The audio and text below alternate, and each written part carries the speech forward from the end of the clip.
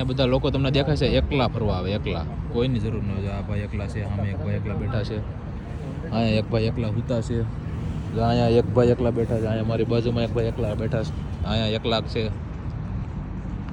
તો કહેવાનો મતલબ ખાલી એટલો જ છે કે ઇન્ડિયામાં લોકો કોકની વાટે રહે કે આ મારી હારે આવે તો હું અહીંયા જાઉં ને આ મારી હારે આવે તો હું અહીંયા જાઉં. એટલે કોઈના ઉપર ડિપેન્ડ ન રહેવાય, મને એટલી ખબર પડે. અને અહીંના લોકો એવું કાંઈ નહીં કે મારી હારે મારો દોસ્તાર આવે કે કોઈ ઘરેથી આવે તો હું અહીંયા બહાર જાઉં, બહાર જઈને બેહું ને એવું. અહીંયા ઘરે નવરા હોય ને એટલે એકલા માણસ નીકળી જાય ને મજા કરે. એટલે એકલા જવા મળો બધે. બાકી કોકની વાટે રહો ને તો તમે ક્યારેય કાંઈ નહીં કરી શકો.